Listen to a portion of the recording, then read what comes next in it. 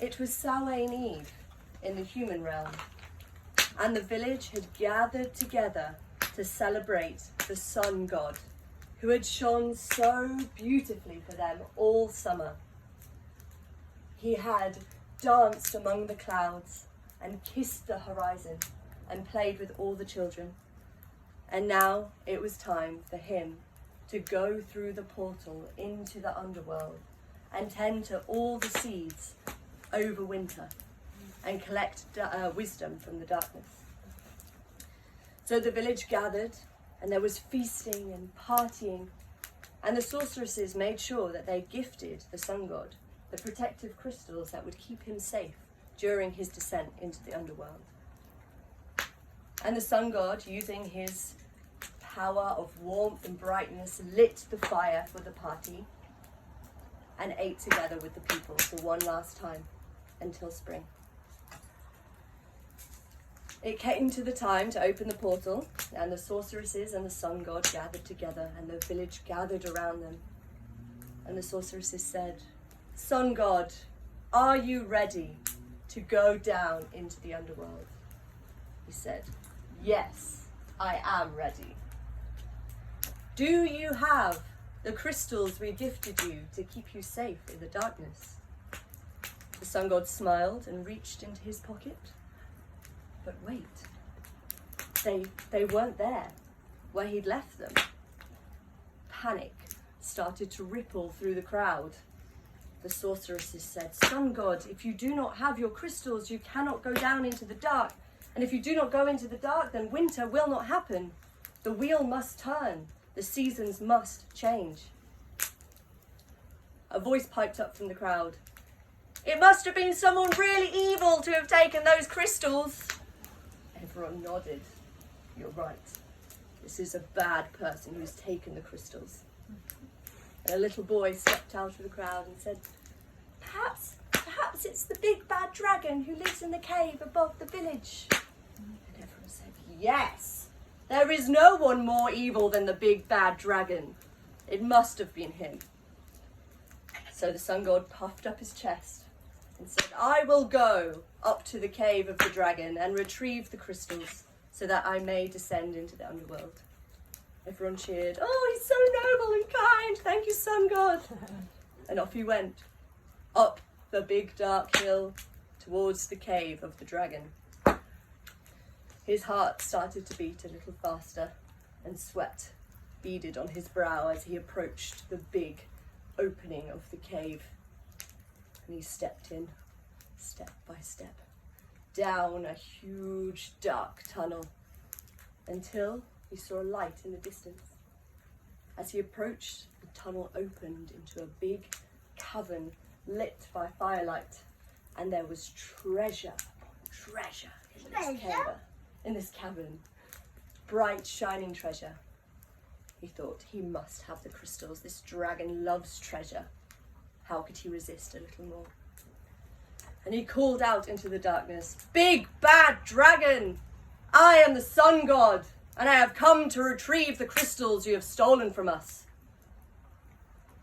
A snort in the distance, and the echoing sound of big footsteps rumbled through the cave. Toosh, toosh, toosh. This dragon was big indeed, and he towered over the sun god and looked at him and laughed. "Ha ha ha ha! You humans are so funny. You think I would take your crystals? You see my bigness and my fiery power, and you call it bad without even knowing me. And you see all my treasure, and assume that I could only want more.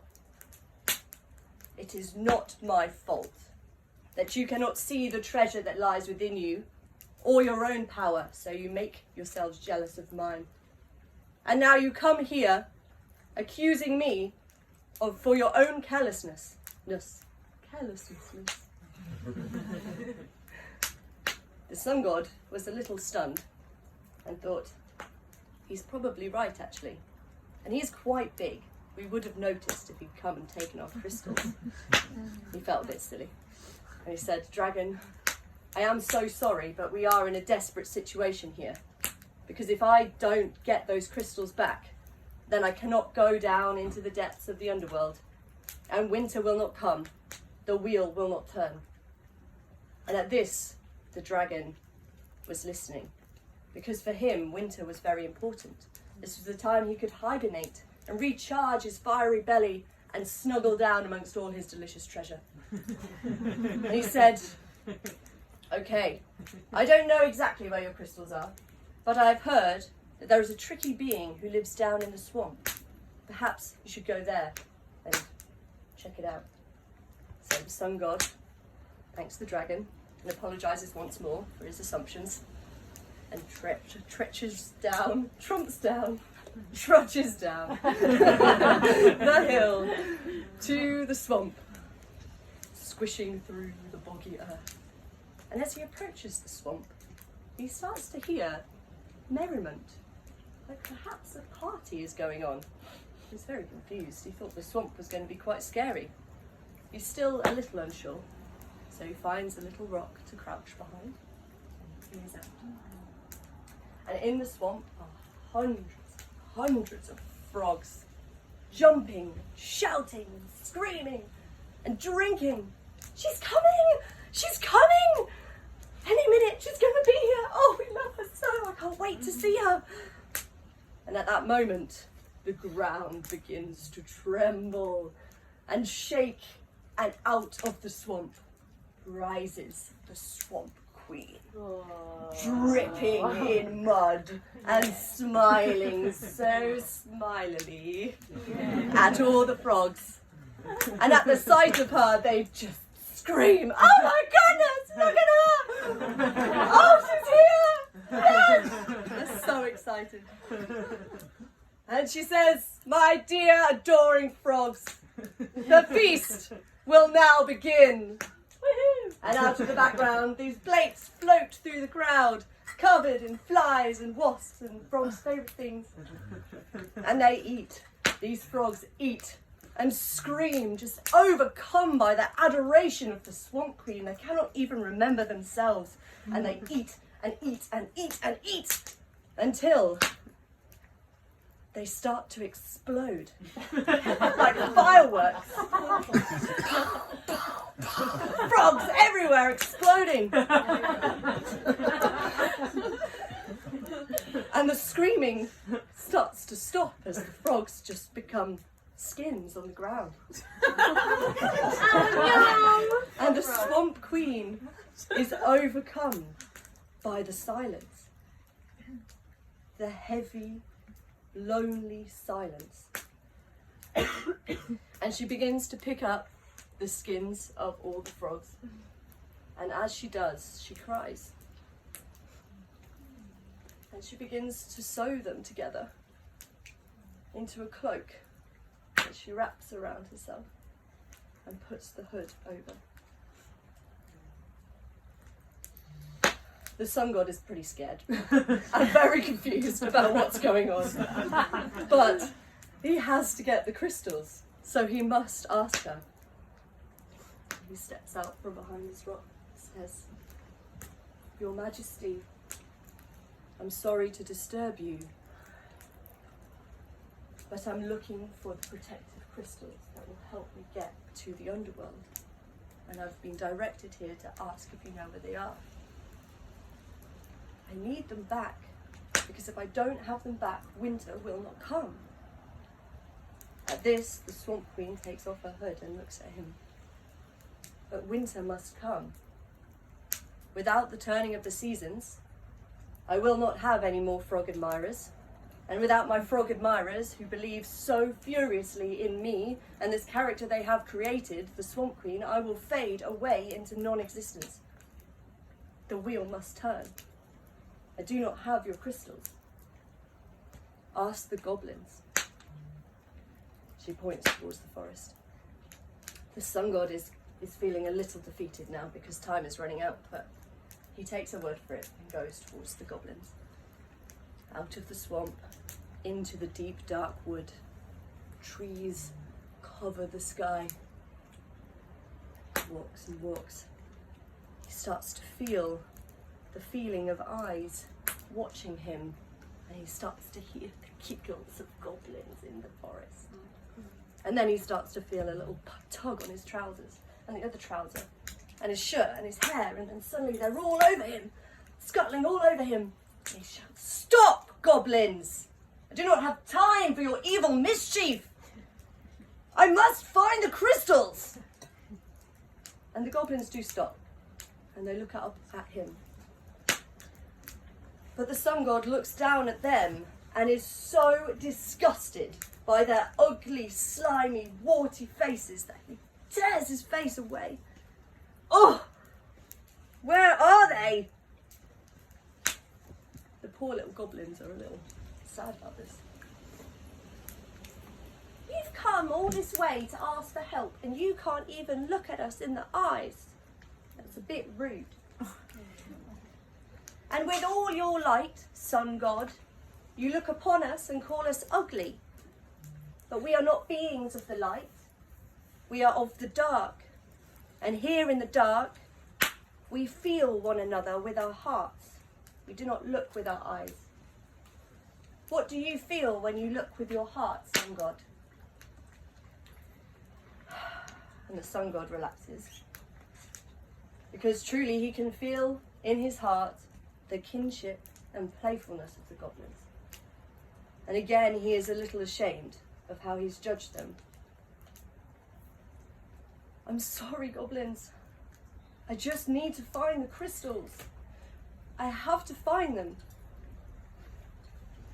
And the goblins can feel in his heart the truth of his words and the nobleness of his intention. And they say, "Okay, sun god, we can help you. Hold out your hands." So hopefully he holds out his hands and they drop something in it. He looks and sees a snail. And the goblins giggle and run away into the bushes. And the sun god is so defeated now, he just drops to his knees. I will never find those crystals. Excuse me, says the snail. I've heard that you're looking for some crystals, sun god. Wow. I am actually. Yeah. Have you seen them? Us snails are all seeing and all knowing.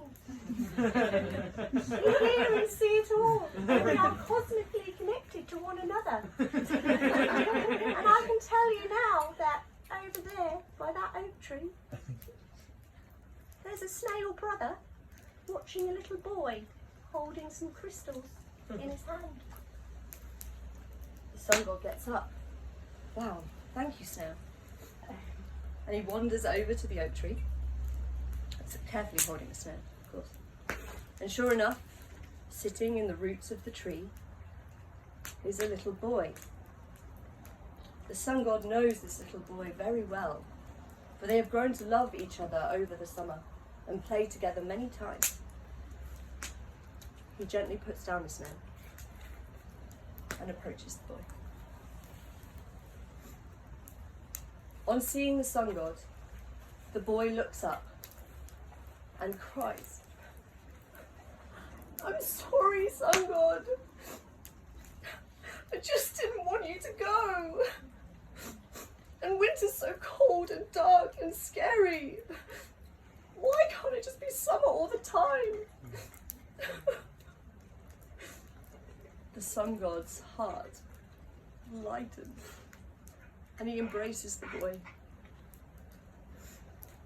He says, "I have so cherished all the times we have shared together this summer. And I know that you're scared.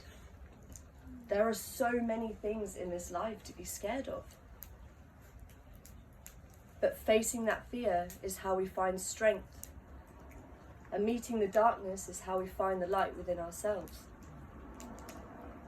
I must go down into the underworld for winter. The seasons must change. It is the way it has always been and will always be. But I promise you this, I will return. And as a token of my promise, I will gift you my power of fire. So their hands meet, and the sun god passes his fire to the boy. And the boy gives back the crystals. You must keep the fires all winter for your family and your village, and in spring I will return. Hand in hand they walk back to the village, full of love for one another and the bittersweet sorrow of parting. And as they arrive, they have one more hug. And the boy runs to his family, and the sun god goes down into the portal, into the underworld. And the winter is cold, and it's dark, and it's pretty hard sometimes. But true to his word, the sun god does return in the spring, because after every cold night and every dark day and the hardest of times, the sun returns.